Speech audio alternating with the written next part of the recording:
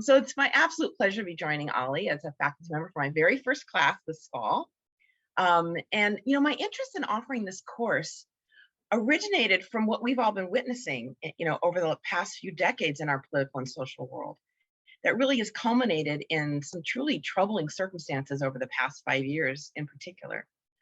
And from about 30 years of working with organizations around the country and the world who are acting to facilitate change, and whether that be at the smallest scale, such as shifting individual attitudes and behaviors, or pursuing large-scale transformative social change.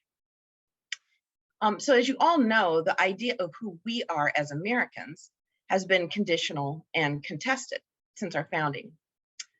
And it is also central to our political and social struggles today. Who is included, who is excluded, who has voice and who is silenced, whose lives are valued and whose lives don't seem to matter. And so the story of democracy in America is the story of the excluded, the dismissed, the marginalized, pushing, fighting, struggling in the hope of creating a more expansive and inclusive we, where all of us have access to the opportunities and benefits of being a member of this society, and the agency to determine the course of our communities and our country. My personal and professional journey led me to spend the past decade or so with those who were involved in what many of them call the Southern freedom struggle, and what we often refer to as the civil rights movement. The Southern freedom struggle was diverse, multiple perspectives and strategies and aims. But one particular aspect of this movement captured my attention. And these movement actors called it the Southern freedom struggle because for them, the struggle was for much more than African-American civil rights. And not to underplay the role of voting to political and social inclusion and power. It's no question voting rights are central. And it was not just considered essential, for some it was even considered sacred, the right to vote. And we'll be talking about the fight for the vote in my course. But in my readings and conversations, these movement actors often spoke of our inescapable mutuality and interdependence, as Martin Luther King Jr. said. They saw that oppressive systems damaged the oppressors just as much as it harmed the oppressed. And they were risking their lives not just to sit at a counter or ride on a bus where they wanted, but for a grander vision of what it means for all of us to live together while also living into our full potential, and to live in a country where all life matters and is valued.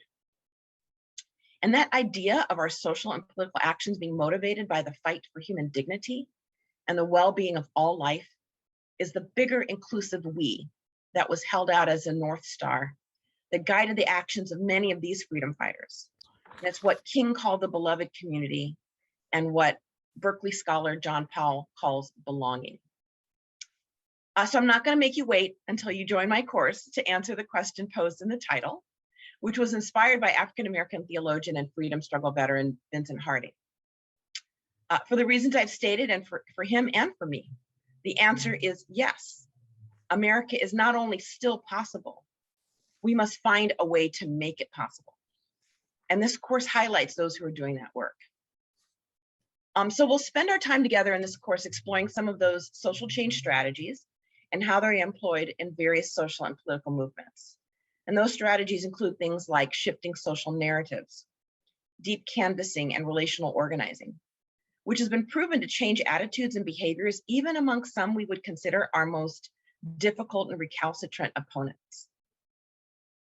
Organizing and mobilizing through social networks, activating the sacred feminine, and recognizing the centrality of women to social change efforts, and intergenerational action and wisdom sharing.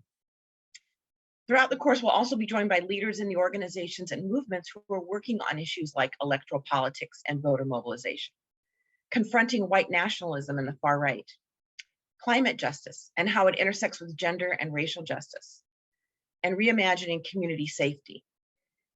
To hear what it looks and feels like to do this work at the ground level. Because while this is fulfilling work, it can be extraordinarily difficult and even demoralizing. And so we'll have an opportunity to engage with those on the front lines and learn how and why they stay in the struggle, especially when the work gets hard. So my hope is that to engage all the participants in this course in a conversation about the possibilities of a reimagined America. And who knows, maybe you'll be inspired to join some of these folks. I'll also be setting up a Google folder that will have all of the PDFs of the articles I've assigned. I may add some video to that as well. And then I'm also recommending a few books. So I'm looking forward to seeing many of you on September 23rd.